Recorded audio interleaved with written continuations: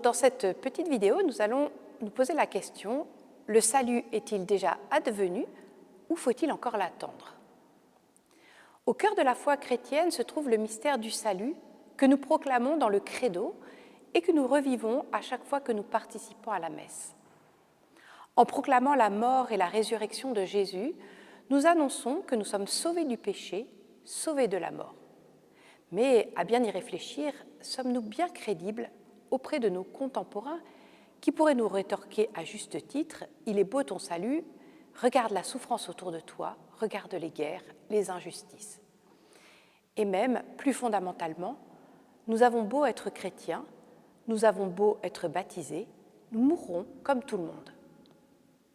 Si on veut échapper à la mort, il est plus sûr d'aller voir le médecin que le prêtre. Alors, que disons-nous lorsque nous proclamons que Jésus nous a sauvés? Nous savons que nous mourrons, mais nous avons raison de proclamer que le salut est déjà advenu par l'incarnation du Verbe de Dieu, par sa mort et sa résurrection. Cette affirmation renvoie directement à la vertu théologale d'espérance.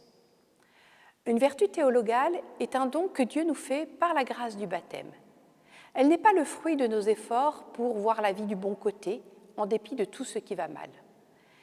L'espérance chrétienne n'est pas non plus le fait d'attendre avec impatience quelque chose qui n'est pas complètement sûr. Comme on dit, j'espère réussir mon examen, cela ne s'est pas encore passé et il se pourrait d'ailleurs bien que je ne réussisse pas cet examen. Si nous pensons l'espérance chrétienne de cette manière, cela veut dire que nous ne sommes pas certains de la vie éternelle et par conséquent que nous doutons de la promesse que nous a faite le Christ. L'espérance chrétienne, c'est tout autre chose. Nous n'attendons pas le salut, car nous croyons que ce salut est déjà advenu. Cela veut dire que nous confessons la victoire définitive de la vie sur la mort, attestée par la résurrection de Jésus. Il n'y a pas de doute à avoir. Au milieu de notre monde, malgré tout ce qui peut aller mal, la force que nous avons en tant que chrétiens et dont nous pouvons témoigner, c'est que la mort n'aura pas le dernier mot, parce que les puissances de mort ont déjà été vaincues par le Christ. Pourtant, le mal, la souffrance et la mort sont encore le lot quotidien. C'est donc bien qu'il y a quelque chose à espérer encore.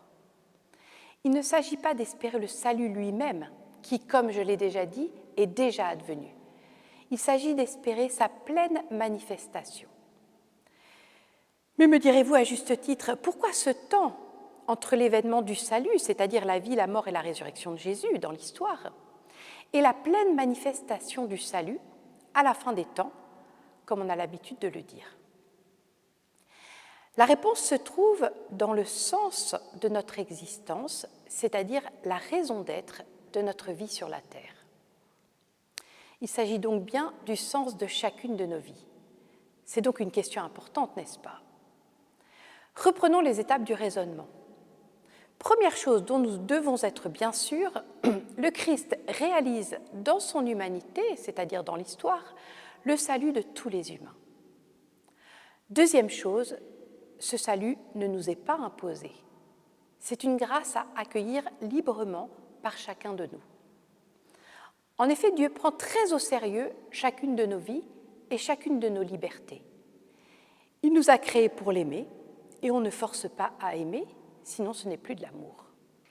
Voilà pourquoi, et c'est la troisième étape du raisonnement, le temps qui nous semble parfois notre ennemi parce qu'il passe si vite est au contraire notre allié pour nous donner la possibilité sans cesse renouvelée d'accueillir le salut acquis par Jésus.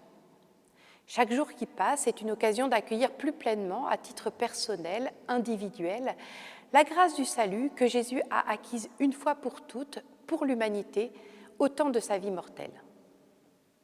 Concrètement, cela modifie sensiblement notre rapport à la vie sur la terre. Comme chrétiens, nous vivons comme des personnes qui savent qu'elles sont déjà sauvées et qui savent que le salut du monde est acquis. Le ciel existe déjà, au sens où l'amour du Christ a déjà triomphé du mal.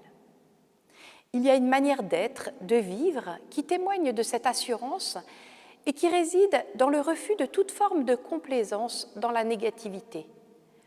Cela ne signifie pas que nous ne voyons pas ce qui va mal. Tant que l'histoire des hommes, avec leur liberté, n'est pas achevée, le salut n'est pas pleinement manifesté. Nous pouvons alors lire les événements douloureux du monde, non pas comme un échec de Dieu qui nous ferait douter de lui, mais comme un combat par lequel chaque vie humaine joue sa propre destinée, qui ultimement est une histoire d'accueil de la grâce de Dieu qui nous unit à lui dès à présent, mais pour nous unir à lui et à ceux qui nous sont chers dans la vie éternelle. À bientôt.